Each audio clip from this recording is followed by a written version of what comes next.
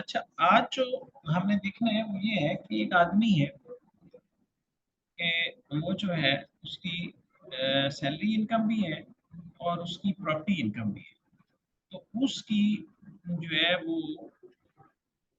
Tax जो है उसको किस रेट से देना है, किस तरह देना है, इस चीज को हम आज थोड़ा सा देखेंगे। इसको हम स्टार्ट करते हैं।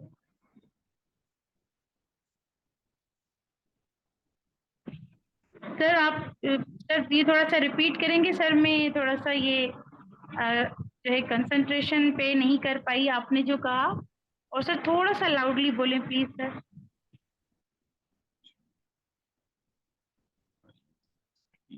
देख, अच्छा, मैं आज कर रहा था कि आज जो है ना हम ये देखेंगे कि एक सैलरी इंडिविजुअल है, उसकी इनकम जो है वो सैलरी से भी है और उसकी इनकम जो है वो रेंटल इनकम भी है। ठीक है, पहले हमने देखा था कि एक आदमी की इनकम जो है वो सैलरी से है, तो उसको सैलरी की रेट जो है जो आपके कहाँ पे गिवन होते हैं रेट, इनकम टैक्स ऑर्डिनेंस में रेट कहाँ पे गिवन होते हैं? सर शेड्यूल में सर। कौन से शेड्यूल में? सर शेड्यूल 2 है उसका। इसका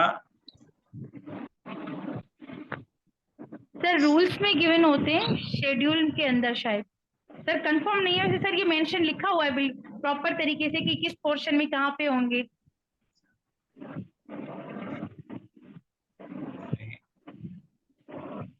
लेकिन सर स्लेब 2 से हम जो है ना वो लेते हैं रेट, जो भी लेते हैं ना सैलरी के।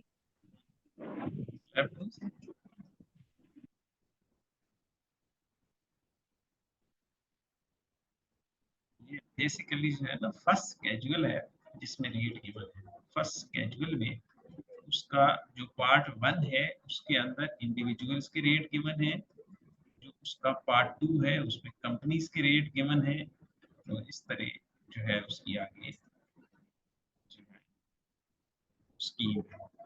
ठीक है, बेसिकली जो फर्स्ट स्केड्यूल है उसमें आपके रेट्स गिवन। अच्छा, तो जो बात मैं करने जा रहा था वो ये थी कि एक ऐसा आदमी हमने पढ़ा कि जिसकी सैलरी इनकम है, वो सिर्फ सैलरी से जब कमाता है तो उसको सैलरी के रेट्स हमें गिवन है और वही वाले रेट उसके केस में एप्लीकेबल हो जाते हैं। उसके मुताबिक उसकी हम जो है टैक्स लाइबिलिटी कैलकुलेट करते हैं और उसका टैक्स अगर ऑलरेडी कटा होता है तो ठीक है, नहीं तो उसकी हम जो रिमेनिंग टैक्स होता है वो पे कर देते हैं। इसी तरह हमने प्रॉपर्टी के केस में भी देखा कि एक आदमी की अगर प्रॉपर्टी इनकम है, उसकी रेंटल इनकम है, तो उसका हमने देखा कि उसमें कौन कौन सी चीजें आती हैं। उसमें एडवांस एडजस्टेबल आता है, अनएडजस्टेड आता है, और उसमें उसका रेंटल इनकम आती है, फोरफीटेड डिपॉजिट होता है तो वो आता है, और उसमें उसके अगेंस्ट कौन कौन से एक्सपेंसेस होते हैं जो हम एडजस्ट करते हैं, और उसके बाद जो रिमेनिंग होता है उसके ऊपर हमारी टैक्स लायबिलिटी कैलकुलेट होती है। अच्छा, लेकिन प्रैक्टिकली ऐसा नहीं होता कि एक आदमी आपके पास है और उसका जो है सिर्फ सैलरी इनकम हो, उसके साथ कुछ उसकी और इनकम भी हो सकती है। समटाइम वो बिजनेस इनकम हो सकती है, वो आपकी कैपिटल गेन हो सकता है, आपने कुछ शेयर परचेज किए थे, प्रॉपर्टी परचेज की थी, उस पर आपको फायदा हुआ है, वो हो सकता है। ठीक है, तो ऐसा नहीं होता प्रैक्टिकली। तो आज हम एक ऐसा सिनेरियो देखने लगे हैं कि एक आदमी है जिसकी सैलरी इनकम है और साथ उसके अपने वो घर है, उसकी शॉप्स हैं जो उसने रेंट पे लगाई है, उसको वहां से रेंट भी आता है। तो ऐसे केस में क्या होगा? ठीक है, ये आज का हमारा बेसिकली टॉपिक है। तो इसको हम देखते हैं।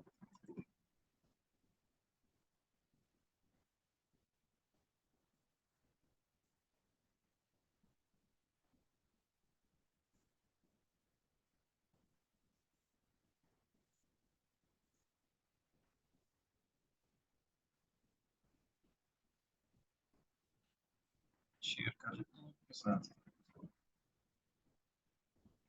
देखिएगा स्क्रीन आप लोगों के साथ शेयर हो चुकी है ना?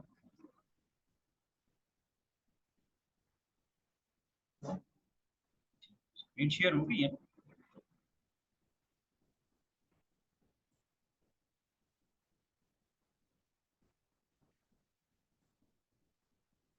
स्क्रीन आप लोगों को नजर आ रही है? इसी एग्जांपल को थोड़ा सा इसको चेंज कर लेता हूँ। इस एग्जांपल को मैं कहता हूँ इसमें उसका जो था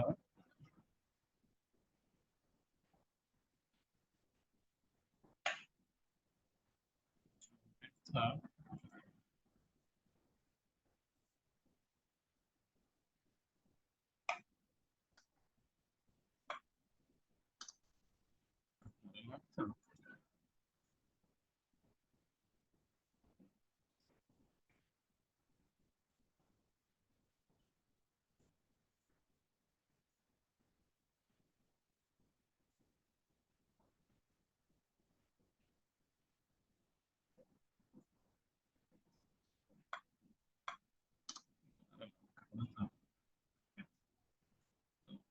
जनाब आपके पास इस तरह की सूरत हाल बनती है कि आपके पास जो है ना ये रेंटल इनकम आ गई है और उसके ऊपर ये टैक्स लायबिलिटी है, इसको देखेंगे।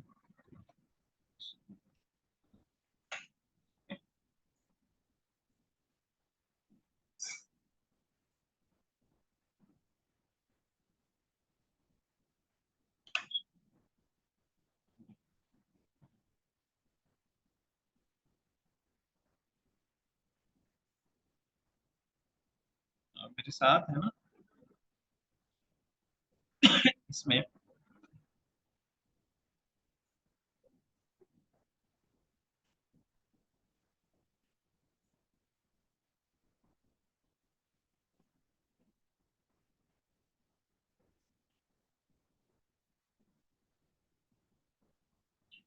अच्छा, इसमें हम करते ये हैं,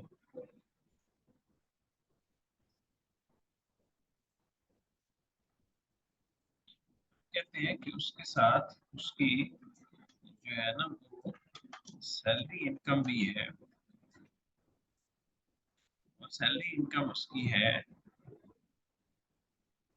3 लाख रुपया उसकी जो है पर मंथ सैलरी है। अगर 3 लाख पर मंथ हो तो उसकी सैलरी बनती है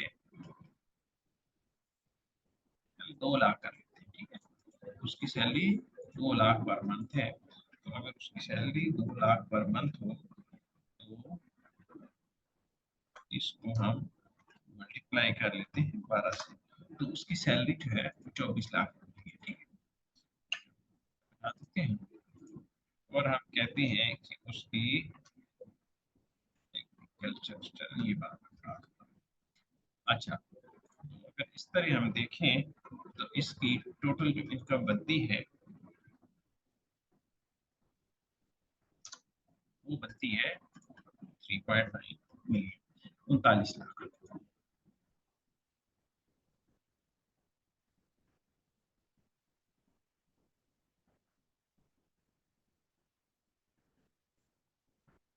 नहीं, आयरस पे आप सवाल तमीना का आप लोगों ने पढ़ लिया होगा ऐसा। ठीक है, आप आयरस पे भी डायरेक्ट भी कर सकते हैं, लेकिन बात सिर्फ मैंने आपको समझाना होता है, और यहाँ पे एक्सेल पे करने का कोई पर्पज है ऐसा नहीं है। अभी थोड़ी देर में आपको समझ आ जाएगी कि मैंने एक्सेल पे क्यों किया। अच्छा जी, अगर इस डेटा को हम इसकी लाइबिलिटी, इस पे आने वाला जो टैक्स है उसको कैलकुलेट किए बगैर इसको एक्सेल में हम कोट करते हैं, ठीक है जी। और फिर मैं आपको कुछ बताना मकसूद है, वो मैं बाद में आपको बता दूँ।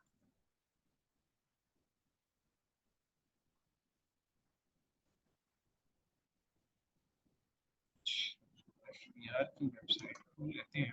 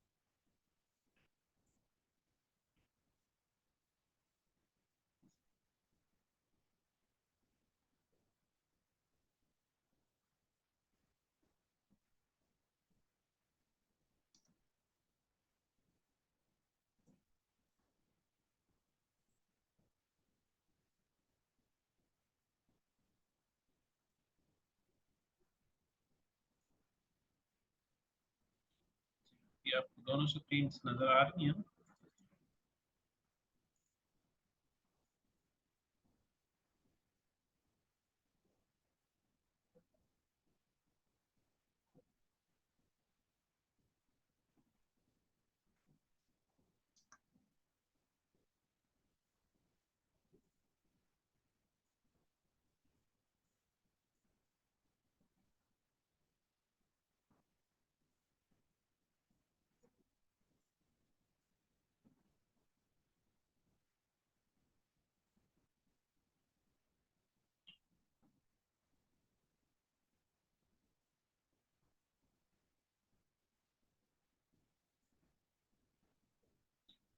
एफबीआर भी नजर आ रही है ना?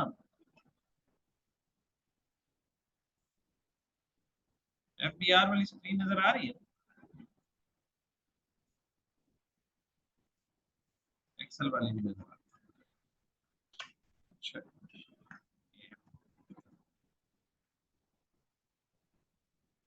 आयरस नजर आ गया?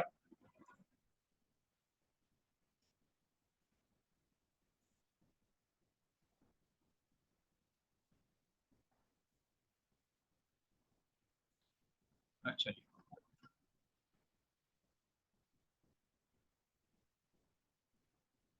मैं इसमें ऐसे करता हूँ।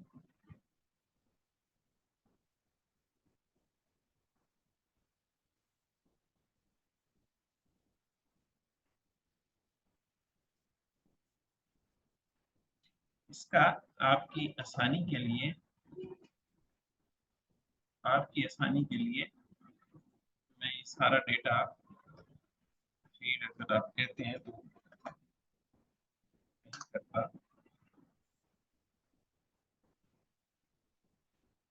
अब देख लेते हैं। अच्छा जी, सैलरी इनकम कितनी है जी? 24 लाख। तो अब यहाँ पे ये 24 लाख जो है देते हैं।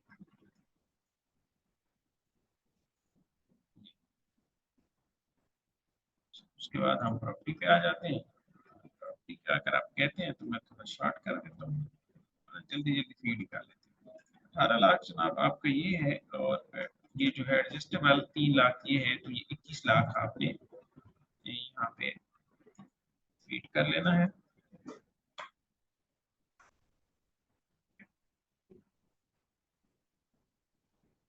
उसके बाद क्या है? उसके बाद अनएडजस्टेबल और फुल फीडेड है।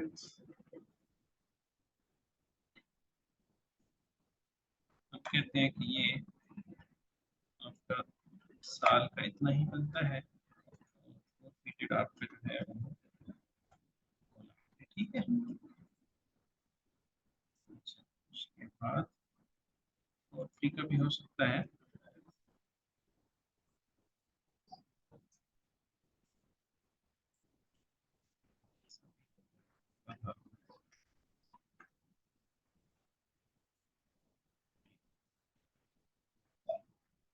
अच्छा जी,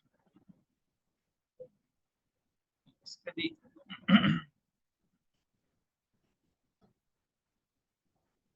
4,80,000 तो आ गया है। उसके बाद जनाब इसमें लोकल टैक्स 50,000 है, इंश्योरेंस 40,000 है। इंश्योरेंस 40,000 है, लोकल टैक्स 50,000 है।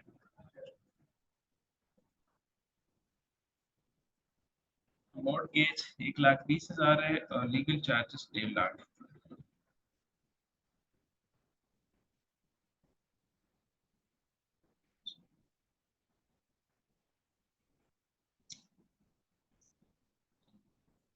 चार्जेस 1.5 लाख,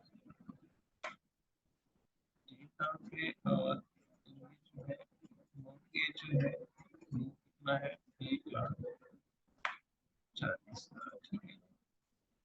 और 60,000 आपके कलेक्शन चार्जेस।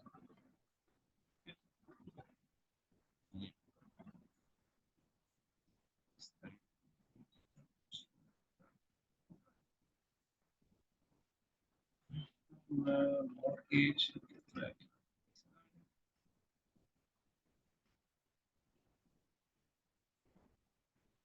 अच्छा इसमें तो ये देखें, ये आपका ऊपर जो है ये 15 लाख जो हमारा है वही आ गया। अच्छा, अभी हमें देखना है कि आप लोगों से मेरा एक सवाल है, आप मुझे ये बताएं कि अभी इस आदमी की जो इनकम है वो 15 लाख रुपए जो है प्रॉपर्टी इनकम है, और इसकी सैलरी इनकम जो है वो 24 लाख है। तो इसमें कौन से रेट्स लगेंगे? प्रॉपर्टी के रेट लगेंगे या इनकम के लगेंगे या दोनों के लगेंगे? आप लोगों की राय क्या है?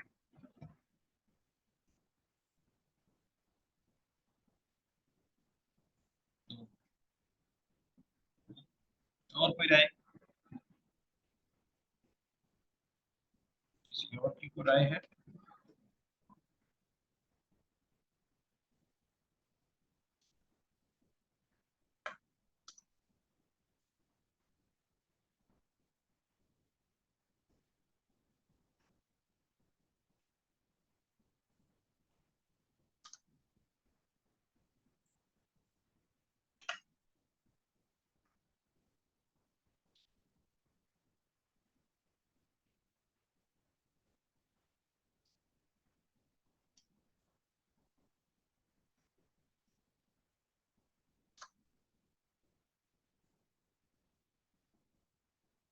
अच्छा जी, इनकम तो दोनों से जो रेट हो रही है, सीपीटी 505 आई थिंक मोर।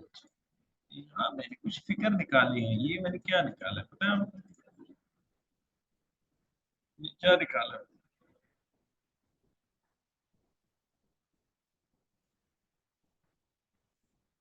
बता सकते हैं?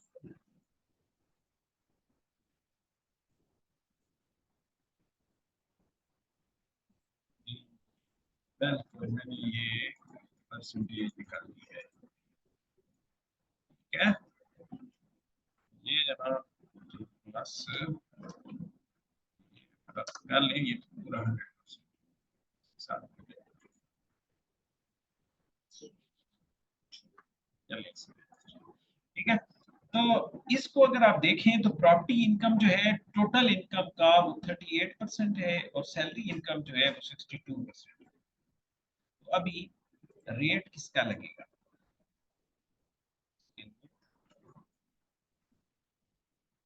इसके लिए हम यहाँ पे जाते हैं और ये देखते हैं कि रेट कौन सा लगाएंगे।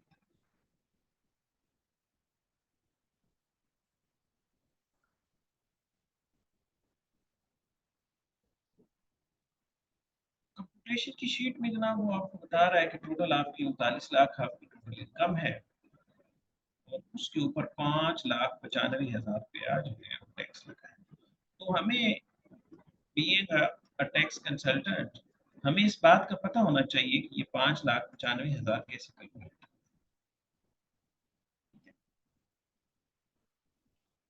आज से 2 साल पहले तक वो जो प्रॉपर्टी इनकम थी उस पे सेपरेट रेट लगता था, और आपकी सैलरी इनकम पे सेपरेट रेट लगता था। साल डेढ़ पहले जो है प्रॉपर्टी इनकम जो है उसको भी नॉर्मल नॉर्मल इनकम का हिस्सा बना दिया गया है। उस पे अभी सेपरेट रेट नहीं लगता, वो साथ मर्ज होती है। लेकिन इसका खुलिया क्या है? ठीक है, जैसा कि मैंने आपको पिछली क्लास में बताया कि जब आपका टैक्स विदहोल्ड होता है रेंटल इनकम के ऊपर, तो वो सेक्शन 155 में जो रेंटल इनकम के रेट दिए गए हैं उस हिसाब से विदहोल्ड होता है। लेकिन जब आपकी पे करने की बारी आती है तो आपका टैक्स जो पे होता है वो नॉर्मल बिजनेस इनकम के हिसाब से होता है। तो ये बात तय हो गई कि रेंटल इनकम पे बिजनेस इनकम के रेट लगते हैं, और सैलरी इनकम पे सैलरी के रेट अप्लाई होते हैं। ठीक है, इस सिनेरियो में इस सिनेरियो में क्या होगा, ये मैं आपको भी दिखाना चाह रहा हूँ कि इस सिनेरियो में क्या होगा।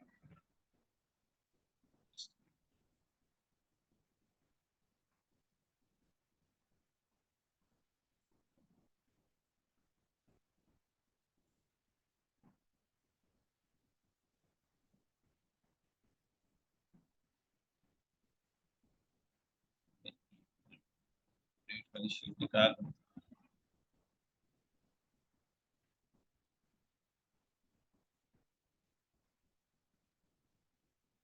जी जी, आपने सही लिखा है, जो आपने लिखा है वो ठीक है।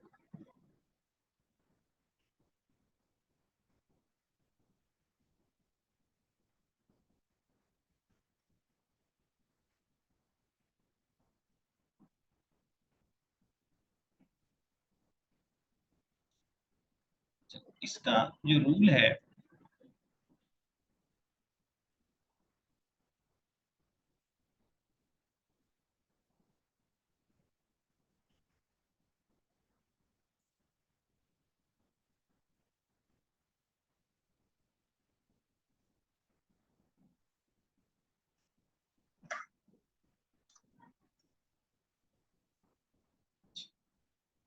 अच्छा ये शीट आपको नजर आई रेट्स वाली?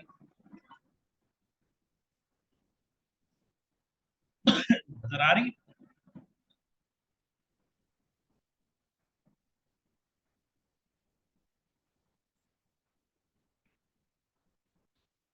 ये जो है ना, ये सैलरी इंडिविजुअल के रेट्स है ना, ये सैलरी इंडिविजुअल के रेट्स हैं। लेकिन अगर यहाँ पे आप नीचे आए तो एक लाइन लिखी हुई है। ये लाइन क्या है? Salary individual means income of individual under the head salary exceeds 75% of taxable income। जो आपकी टैक्सेबल इनकम है टोटल, अगर उसका 75% से एक्सीड कर जाएगी आपकी सैलरी इनकम, तो वो सैलरी इनकम कंसिडर होगी और उसके ऊपर सैलरी के रेट लगेंगे। लेकिन अगर आपके केस को देखा जाए तो आपके केस में क्या है, सैलरी इनकम कितनी है?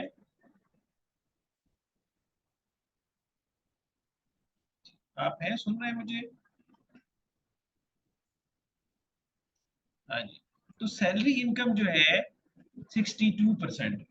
तो आप मुझे बताइए कि इस पे कौन से रेट लगे?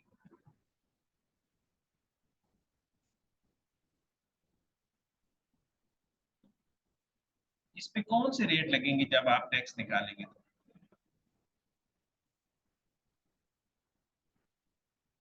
फिर भी बात, सैलरी इनकम वाले क्यों लगेंगे? ये 675% को इंक्रीज नहीं कर रही, ये 62% है। सैलरी इनकम कम है तो सैलरी इनकम के रेट नहीं लगेंगे। सैलरी इनकम के रेट उस वक्त लगेंगे जब ये 75% को इंक्रीज कर जाएगी। उसकी वर्डिंग देखिए ना क्या लिखा हुआ है कि salaried individual means income of individual under the head salary exceed 75%, जो कि इस केस में एक्सीड नहीं हुआ। आपकी सैलरी इनकम टोटल 62% है। तो मींस कि यहाँ पे सैलरी के रेट नहीं लगने,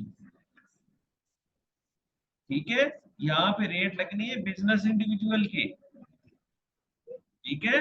जो कि पिछले केस में हमने प्रॉपर्टी वाले केस में पढ़ लिया था। तो यहाँ पे हम रेट लगाते हैं बिजनेस इंडिविजुअल के और चेक करते हैं कि ये क्या, ये जो फिगर वहां पे टैक्स की आ रही थी ये ठीक थी, ठीक है? अभी इसमें हम नॉन सैलरीड इंडिविजुअल के रेट्स निकालते हैं। हमारी इनकम कितनी है? हमारी इनकम है 39 लाख। हमने देखना है कि 39 लाख जो है किस स्लैब के अंदर फॉल करता है। ये स्लैब इधर आ रही, ये स्लैब वो कहता है कि अगर आप इनकम इनकम जो है वो 3 मिलियन है और तो आपका जो फिक्स है टैक्स वो 3,70,000 है, और ऊपर वाला जो 9 लाख है उसका आपने 25% लेना है। तो हम यहाँ पे लिखते हैं कि 3,70,000 फिक्स हो गया और हमारा 39 लाख है। 3 मिलियन और 4 मिलियन के दरमियान में है, और इसका जनाब जो डिफरेंस है वो हम उसमें लगा लेते हैं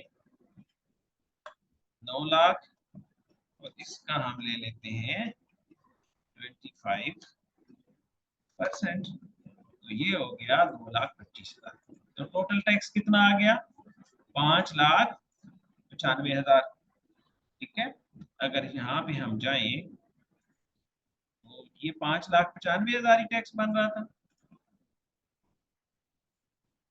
ये 5,95,000 एडमिटेड टैक्स है। अगर इस केस में ये सैलरी इनकम सॉरी ये रेंटल इनकम जो है, क्योंकि आपके एम्प्लॉयर को नहीं पता, तो आपके एम्प्लॉयर ने, मैं कहता हूं कि एक फर्ज कर लेता हूं कि सैलरी के ऊपर आपका जो टैक्स काटा है ना, वो उसने काटा है। चलें ये मैं सही एक्चुअल कैलकुलेशन आपको बता रहा हूं।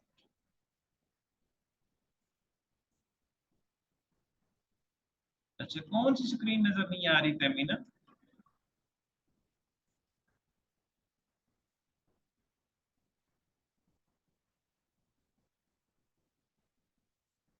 ये अभी स्क्रीन आपको आयरस की नजर आ रही है?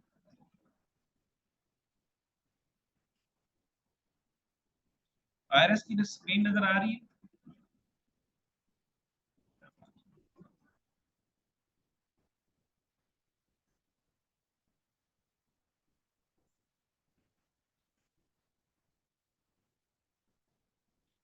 अभी नजर आ गई?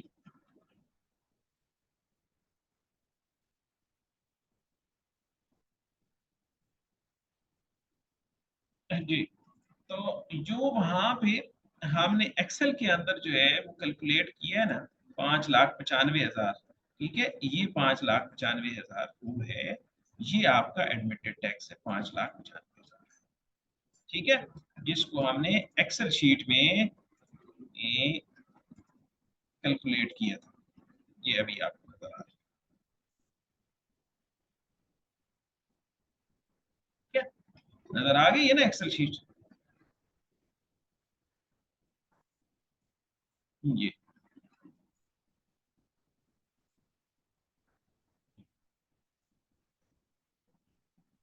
अभी नजर आ रही है? चलिए शीट नजर आ गई।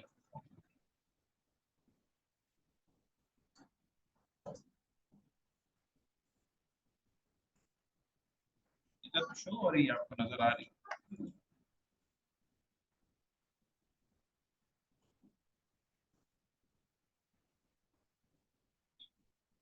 अभी देखिए नजर आ रही है?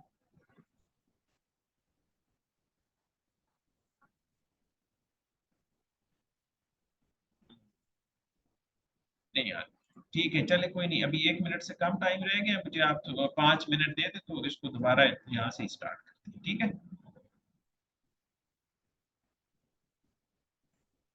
इसको दोबारा